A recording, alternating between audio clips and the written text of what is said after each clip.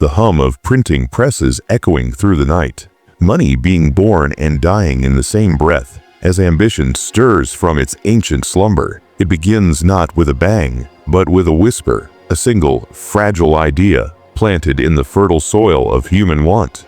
The promise of more. It is the first stage, the spark of ambition, a flicker in the dark that promises dawn. Every empire, in its youth, hears this whisper. It is the siren song of destiny, the belief that this time it will be different. This time, the rules of history do not apply. The architects of these new worlds stand at their drawing tables, convinced they are building for eternity. They lay the first stone, pour the first foundation, believing their creation will silence the ghosts of all that came before. They do not hear the soft crumbling sigh of the monuments they are destined to become. And so, the forge of expansion is lit. The fires are stoked with the fuel of boundless optimism. The blueprint of the new order is unrolled, a map of perfect geometric streets, of soaring towers that scratch the heavens. The air fills with the sound of hammers and hope. Wealth is not yet a god here, but a tool, a means to a magnificent end.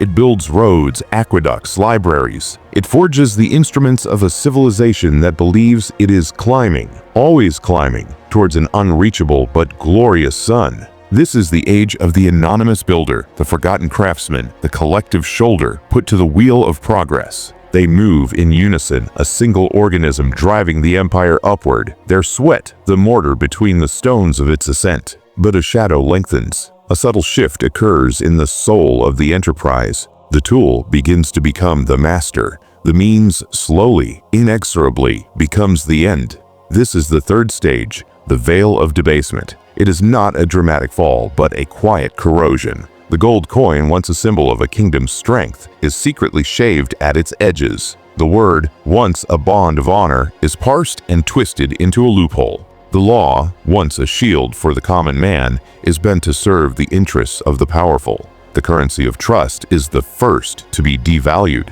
It happens in boardrooms lit by green lamps, in hushed corridors of marble and gilt, where men in fine wool learn to worship the number on a ledger, forgetting the human hands that created its value. They begin to believe the system itself is the source of their power, that the illusion of stability is stability itself. They are building a palace on a foundation of sand, and they are too enamored with the palace's facade to notice the grains shifting beneath their feet. The fever of illusion follows, a warm, intoxicating haze that settles over the land. This is the golden age, or so it seems. The markets soar on wings of paper. The streets are paved with a prosperity that is loud and bright and shallow. The empire sells its soul for stability, blind to the chains it forged in the forges of its own expansion. The banker who once financed ships and railways now merely moves money, a spectral figure who mistook paper for power, his hands trembling with the first lie he told himself, that the numbers were real, that the game had no end.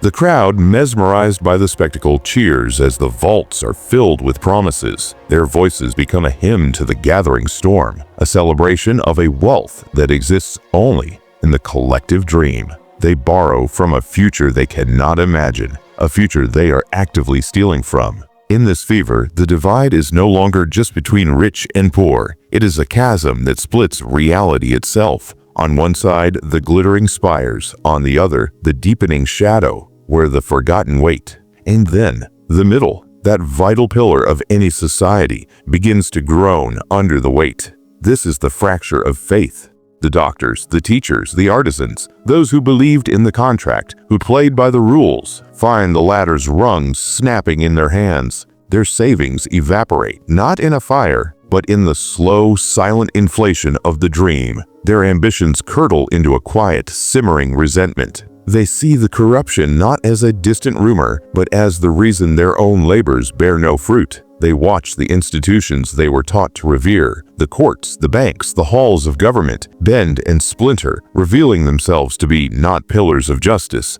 but stage props in a play of power. The faith that held the civilization together, the glue of shared belief in a fair system, begins to crack. It is a sound like ice breaking in spring, a low, deep rumble that presages the flood. This fracture widens into a canyon, and the voices from the shadows grow louder, finding echoes in the disillusioned hearts of the middle.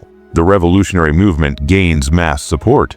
It is no longer a fringe element, a whisper of malcontents. It is the teacher, the farmer, the soldier who has seen the folly firsthand. It is the intellectual whose ideals have been betrayed by the reality. They are united not by a single ideology, but by a shared burning conviction that the old world is rotten, that it must be swept away to make room for something new, something pure. They gather in town squares and on digital forums, their anger a coherent force, giving shape to the formless discontent. They have a new scripture, written not on parchment, but on the blank pages of a future they are desperate to claim. The crowd that once cheered the illusion now marches against it. Their hope has been transfigured into a weapon. The final stage, the hush of oblivion, begins not with the storm, but with the strange, dead calm that precedes it. The old guard, entrenched in their citadels of privilege, failed to hear the change in the wind. They issue decrees on yellowed parchment. They give speeches to empty halls. They move armies of paper across maps of a country that no longer exists in the minds of its people.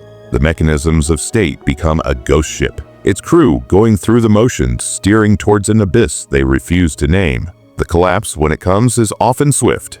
A single event, a bread riot, a bank failure, a lost war, becomes the spark that touches off the powder keg. The gates are stormed, the statues are toppled, the old symbols are burned in the great pyres of the new dawn. The air, thick with smoke and ecstasy, tastes of both freedom and ashes. The revolutionaries, now the rulers, stand amidst the wreckage, their hands stained with the past. They believe, with all the fervor of the first spark, that they have broken the cycle. They do not yet understand that they have merely inherited the stage, that the same play is already beginning its next act.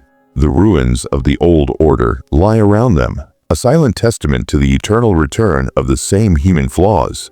The gold has turned to dust beneath the weight of its own shine. The empire printed its own tombstone in the ink of endless want. Let us walk now through 3 specific ruins. Let us listen to their echoes and hear the same song played in different keys. First, France, the Ancien regime, a kingdom of such opulence it seemed carved from sunlight itself. The Palace of Versailles, a monument to the forge of expansion, where the Sun King had centralized all power, all light, upon himself. But the veil of debasement had fallen. The nobility, cloistered in their gilded cage, had become mere consumers of status, their privileges bought with the currency of a nation's debt. The fever of illusion burned in their salons where philosophers spoke of reason while the treasury bled dry. And outside the gates, the fracture of faith was widening. The bourgeoisie, the lawyers, the merchants, the writers were educated, enlightened, and enraged. They had read the books. They understood the principles of liberty, and they could no longer tolerate their exclusion from power. They were the radicalized middle, the engine of the coming storm. When the harvests failed and the king was forced to call the Estates General, the floodgates opened. The loss of faith was total. The government was not just incompetent, it was illegitimate. The crowd that cheered the fall of the Bastille was a hymn to the gathering storm. The hush of oblivion fell upon the monarchy in a single sharp stroke of the guillotine's blade. The revolutionaries born from the fracture believed they were building a republic of virtue. They did not see the shadow of the terror waiting in the wings, the next empire already stirring in the chaos. Then Russia. The Romanov dynasty, an edifice of orthodoxy and iron spanning 1/6 of the world. Its forge of expansion was the Trans-Siberian Railway, the Great Push East, an empire believing in its divine, unassailable destiny. But the veil of debasement was the corrupt, sclerotic court of Nicholas II, a czar out of touch with time, surrounding himself with mystics and sycophants, while his people starved. The fever of illusion was the disastrous war with Japan, and later, the charnel house of the First World War, where millions died for a few yards of mud, shattering the myth of imperial invincibility. The fracture of faith was the soldier who turned his rifle on his officer. It was the factory worker in Petrograd, her children hungry, her husband dead at the front, listening to the words of a party that promised peace, land, and bread. The middle class, the liberal politicians of the Duma, first tried to steer the revolution, but they were swept aside by the Bolsheviks, who understood the depth of the rage, the totality of the loss of faith. The revolutionary movement gained mass support not in the salons, but in the trenches and the breadlines. The hush of oblivion for the Romanovs was the quiet of a basement in Yekaterinburg, followed by a volley of gunfire. The old world was erased, and a new brutalist design was imposed upon the ruins. And Cuba, the tropical jewel, the playground of American capital. Under Batista, the fever of illusion was a neon-drenched dream for the few in Havana, a corrupt paradise built on casinos and sugar profits for the mob and the dictator. But the veil of debasement was the police captain on the take, the politician auctioning the nation's resources to foreign interests. The fracture of faith was in the heart of a young middle-class lawyer named Fidel Castro, and in the university students who saw their future mortgaged to a gangster's whim. They were not the unwashed masses, but the educated, the idealistic, the very people who should have been the bedrock of the regime.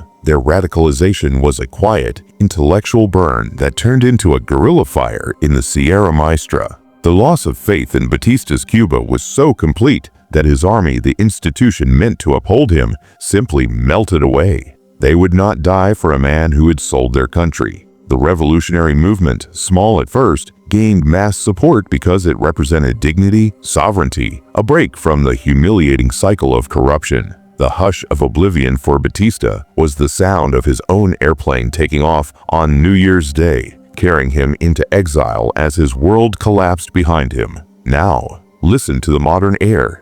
Do you hear it? The same hum, but from different machines. The same whisper, but in a new dialect. The spark of ambition was the post-war consensus, the forging of a new world order, a republic of laws and markets, a beacon of freedom. Its forge of expansion built highways and suburbs, put a man on the moon, created a middle class that was the envy of the world. It was a magnificent, unprecedented ascent. But the veil of debasement has been falling for decades. It is the quiet, systemic shift from an economy that makes things to an economy that trades numbers. It is the financialization of everything, where a house is not a home but an asset, an education is not enlightenment but debt, a person is not a citizen but a consumer. It is the language of the market applied to the human soul. The currency of trust has been systematically devalued. The word is parsed by lawyers. The law is shaped by lobbyists. The coin of public discourse is debased into the counterfeit currency of outrage and misinformation. The fever of illusion is now our permanent state. It is the glow of the screen delivering endless digital bread and circuses.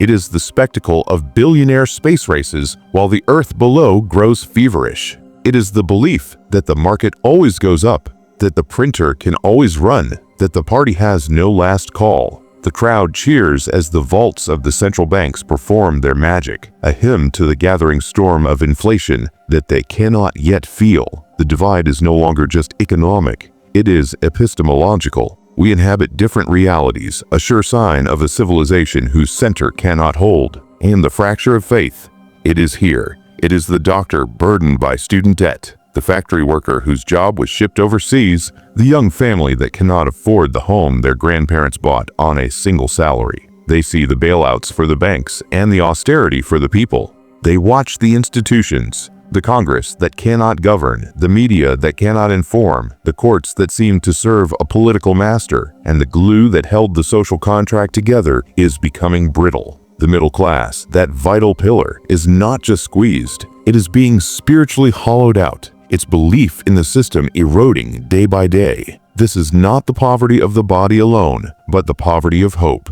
a far more dangerous kind of destitution. The revolutionary movement is gaining mass support, not in a single organized vanguard, but in 1,000 fragmented forms. It is on the far left and the far right, in the populist fury and the libertarian exit. It is in the communities preparing for collapse, in the citizens who have entirely opted out of the political process, in the grassroots movements that seek to tear down the entire edifice. They are united by one common terrifying belief. that the system is not just broken, but irredeemable. The loss of faith is no longer a whisper, it is a roar. We stand now at the precipice of the flood of folly. The old guard issues its statements, holds its summits, and moves its digital armies across the map. It is a ghost ship, its course set by the inertia of a dying age. It does not see that the nation it believes it governs exists now only as a memory and a mailing address. The real country, the living, breathing, suffering, and hoping people, has moved on, waiting for the spark. The currency may change, the illusion never does. What drowned the galleons of old stirs again in unseen currents. We see our own reflection in the cracked mirror of France's aristocracy, Russia's court, Cuba's corrupt playground. The same human heart, with its capacity for glorious creation and spectacular self-destruction, beats the same rhythm. Greed, the quiet religion of progress, baptizing fools in rivers of regret, still has its devoted congregation. Every empire thinks it's different, until the smoke smells the same and the ruins claim another name. If this story stirred something in you, subscribe to Wealth Rex, where the ruins of money still whisper their truths.